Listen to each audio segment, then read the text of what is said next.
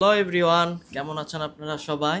আজকে আমি বাজাজ F250 এবং জিক্সার 250-র কম্প্যারিজন একটা ভিডিও নিয়ে আসছি। এই দুইটার কম্প্যারিজন ভিডিও আনার একটাই উদ্দেশ্য হচ্ছে কারণ দুইটার প্রাইস এখন প্রায় সিমিলার। এটার প্রাইস হচ্ছে 3,65,000 টাকা, এটা F250-র প্রাইস 3,65,000 টাকা। আর জিক্সার SF না তো জিক্সার নেকেটটার একটা অনেক হিউজ পরিমাণ ডিসকাউন্ট দেওয়ার পরে এটার কাছাকাছি প্রাইস এসে পড়ছে। এসএফেও ডিসকাউন্ট দেওয়া হয়েছে, তো জিক্সারে ডিসকাউন্ট দিছে 20,000 টাকা, আর এখন এটার প্রাইস হচ্ছে 3,80,000 টাকা। তো 15,000 টাকা বেশি দিয়ে আপনাদের জিক্সার নেওয়া ঠিক হবে না একদম নিউ লঞ্চ এই নতুন বাইকটা নেওয়া ঠিক হবে, সেটাই আমরা আজকে দেখব। তো এই বাইকের মধ্যে 3 পার্ট হ্যান্ডেলবার দেওয়া হয়েছে। এই বাইকটাতে হচ্ছে সেমি ফিয়াট, আর আমরা যেটার সাথে কম্পেয়ার করতেছি সেটা হচ্ছে একদম নেকেড বাইক, কিন্তু তাও দুইটার প্রাইস সেম হওয়ার কাছাকাছি হওয়ার কারণে আমরা দুইটার কম্প্যারিজন করতেছি। তো এটার হচ্ছে সেমি ফেয়ার, এটার ভাইজর আছে, এটা ভালো পরিমাণ বাতাস কাটবে। আর এটার টপ স্পিড আর জিক্সারের টপ স্পিড দুইটাই সেম, এটা 151-52 পর্যন্ত টপ স্পিড উঠে, আর জিক্সারও 151-52 পর্যন্ত টপ স্পিড উঠে। দুইটার ইঞ্জিনও প্রায় সেম সেম, এটাও একটা এয়ার অয়েল কুল ইঞ্জিন, আর জিক্সার হচ্ছে পিওরলি একটা অয়েল কুল ইঞ্জিন। এটার কোয়ালিটি, বিল্ড কোয়ালিটি জিক্সারের থেকে এটার বিল্ড কোয়ালিটি আমার কাছে ভালো মনে হয়েছে, পেন্ট কোয়ালিটি, বিল্ড কোয়ালিটি ভালো মনে হয়েছে। এটার হচ্ছে এটা একটা রেডিয়েটার, এই রেডিয়েটার দিয়ে অয়েল ঠান্ডা হয়ে আবার ইঞ্জিনের ভিতরে প্রবেশ করে। এই বাইকের ইঞ্জিনের স্পেসিফিকেশনের কথা যদি বলি, এই বাইকের মধ্যে 24.5 হর্স পাওয়ার আর 21 নিউটন মিটার অফ টর্ক দেওয়া আছে এই বাইকের মধ্যে। আর এটাও এক বাইকের মধ্যে স্পিড সিট ইউজ করা হয়েছে। পিছনের টায়ার হচ্ছে 140 সেকশনের টায়ার, আর সামনে হচ্ছে 100 সেকশনের টায়ার। এটার মিটার হচ্ছে ফুললি ডিজিটাল একটা মিটার। এই বাইকেও ডুয়াল ব্যারেল এক্সজস্ট ইউজ করা হয়েছে, জিক্সারেও ডুয়াল ব্যারেল এক্সজস্ট ইউজ করা হয়েছে, অনেকটাই সিমিলার বাইকের।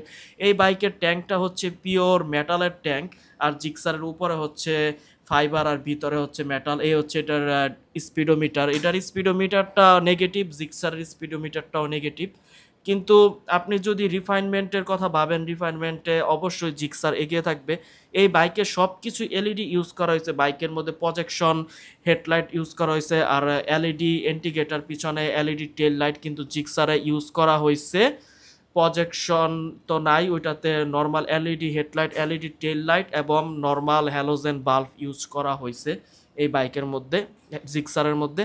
আর এই বাইকে 300 এর ডিস্ক দেওয়া হয়েছে, সামনে পিছনে দেওয়া হয়েছে 230 এর ডিস্ক। এই হচ্ছে বাইকের এক্সজস্ট। এই বাইকের সিট কোয়ালিটি অনেক কমফোর্টেবল জিক্সারের তুলনায়। বাইকের মধ্যে 5টা গিয়ার দেওয়া হয়েছে, আর সবচেয়ে বড় কথা এই বাইকে স্লিপার ক্লাস দেওয়া হয়েছে, কিন্তু জিক্সারে আপনারা স্লিপার ক্লাস পাবেন না। এইটা হচ্ছে জিক্সার নেকেট 250।